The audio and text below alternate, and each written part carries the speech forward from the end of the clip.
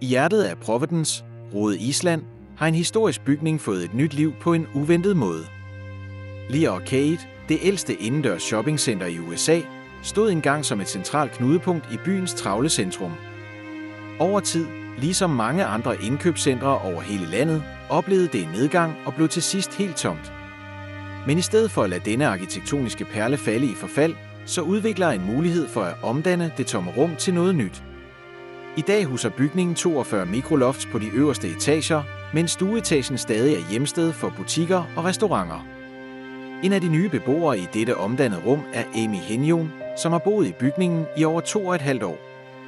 Hendes lejlighed er ca. 250 kvadratfod stor, hvilket afspejler en voksende tendens i byboliger, mikrobolig. Selvom ideen om at bo i et tidligere butiksrum måske virker usædvanlig, giver det en unik oplevelse. Henjon værdsætter at være en del af et historisk vartegn og ved, at hver af de kompakte lejligheder engang var en butik. På trods af charmen er der visse udfordringer. For eksempel, på grund af bygningens reguleringer, er åben ild ikke tilladt, hvilket betyder, at traditionelle komfurer eller kogeplader er fraværende i alle enheder. At bo i et omdannet indkøbscenter kommer også med andre særheder. Lear Arcade blev oprindeligt designet til at betjene detailkunder, hvilket betyder, at nogle lejligheder har direkte gangstier lige foran sig, meget lige et butiksvindue. Privatliv er dog ikke en stor bekymring for beboerne, da alle enheder er udstyret med persienner. De små ulemper virker begrænsede, når man overvejer bekvemmeligheden ved at have butikker og restauranter blot få skridt væk. For nogle er muligheden for at få et måltid, få en klipning eller kigge i en boghandel uden at gå uden for en betydelig fordel, særligt i det uforudsigelige vejr i New England. På stormfulde dage kan beboerne stadig nyde faciliteterne uden at træde ud i vejret. Denne idé om at omdanne kæmpende indkøbscentre til boligarealer er en del af en større tendens. I hele USA står et anslået 34 millioner kvadratfod af indkøbscenterplads tomt. Næsten 70% af amerikanerne bor inden for en time fra et shoppingcenter, der enten kæmper med høje ledighedsrater, oplever lav kundetrafik eller er helt forladt. Samtidig står landet over for en alvorlig boligmangel med et underskud på ca. 4.500.000 boliger. Efterspørgselen på overkommelige boliger vokser, underudnyttede indkøbscentre udgør en potentiel løsning. Fra begyndelsen af året 2022 havde mindst 172 indkøbscentre i landet annonceret planer om at inkorporere boligenheder. Det samlede antal regionale og superregionale indkøbscentre allerede faldet med ca. 8,5% sammenlignet med midten af det forrige årti. Denne ændring rejser et vigtigt spørgsmål. Kan boliger give nyt liv til disse engang blomstrende detailcentre? For beboerne i Lear Arcade ser svaret ud til at være et rungende ja. Bygningen fremmer en unik følelse af fællesskab, der er anderledes end i et typisk lejlighedskompleks. Mange beboere udvikler relationer med forretningsejerne nedenunder og besøger deres butikker og restauranter. Denne indbyggede kundebase gavner lokale virksomheder og sikrer stabil kundetrafik på en måde, som moderne online shopping ikke kan efterligne. Scott Sheen, en ejendomsmægler, der ejer en lejlighed i Lear Arcade, har endda opført sin enhed på Airbnb og tiltrækker korttidsbesøgende, der er interesseret i at opleve indkøbscenterliv på nær hold. Selvom denne ordning bringer ekstra liv, medfører den også små ulemper, som for eksempel, at en besøgende en gang imellem forsøger at gå ind i den forkerte lejlighed, da de tror, det er en korttidsudlejning. Udover at tilbyde boliger, har omdannelsen af indkøbscentre til blandede boligudviklinger bredere økonomiske konsekvenser.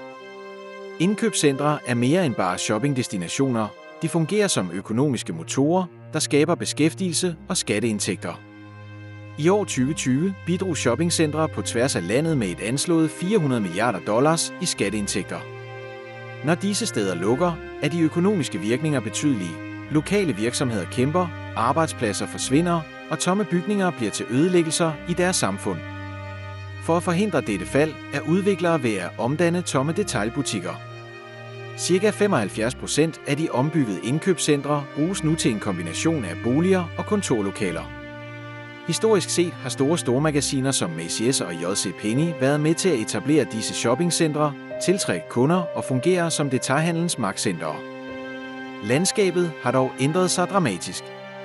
Macy's har annonceret planer om at lukke 150 af sine butikker inden år 2070, mens J.C. Penney, der allerede har lukket 100 af butikker efter at have erklæret sig konkurs, planlægger at lukke yderligere 4 butikker i de kommende år, på trods af en milliardinvestering, der har til formål at revitalisere virksomheden. Ombygningen af indkøbscentre til boligområder er ikke altid en enkel proces. Zoneringslov kan udgøre betydelige udfordringer, da de fleste shoppingcentre oprindeligt blev udpeget til kommercielle eller blandede formål snarere end til flerfamilieboliger.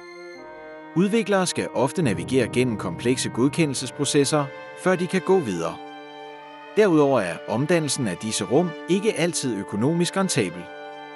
Mens visse områder er indkøbscentre, især detailbutikker med udvendige facader, er egnet til omdannelse, mangler mange indre sektioner vinduer, hvilket gør dem mindre ideelle til boligformat.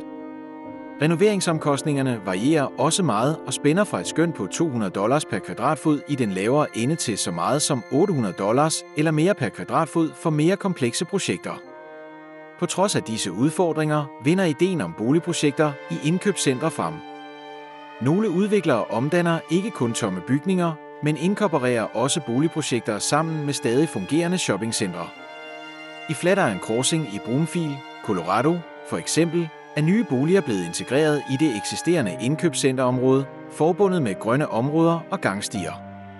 Disse projekter har til formål at skabe attraktive og facilitetsrige boligområder, hvor detailhandel, spisesteder og underholdning smelter sammen med boliger.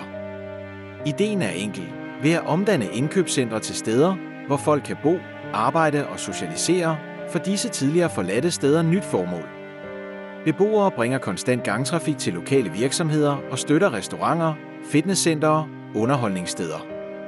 Til gengæld nyder de godt af bekvemmeligheden ved at have alt, hvad de behøver, kun få skridt fra deres dør.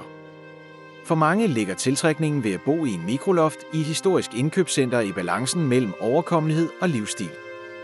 Mens nogle måske undrer sig over, hvorfor nogen ville vælge at bo i så lille et rum, argumenterer tilhængere for, at den egentlige værdi kommer fra det omkringliggende miljø. I stedet for at være begrænset til en lille lejlighed, ser de hele bymidten som deres udvidede opholdsområde, hvilket fremmer større engagement med fællesskabet. Efterhånden som flere indkøbscentre undersøger muligheden for at tilføje boliger, antyder trenden en bredere ændring i byudviklingen. Det traditionelle indkøbscenter, der tidligere blev anset for at være på vej ned, forsvinder måske ikke alligevel. I stedet udvikler det sig. Med kreativitet og investering har disse steder potentiale til at blive aktive knudepunkter for aktivitet igen, denne gang ikke kun for shopping, men for at bo, arbejde og socialisere. For nu, i steder som Le Arcade, er indkøbscentret ikke længere kun et levn fra detailhandelens fortid. Det er en vision for fremtiden.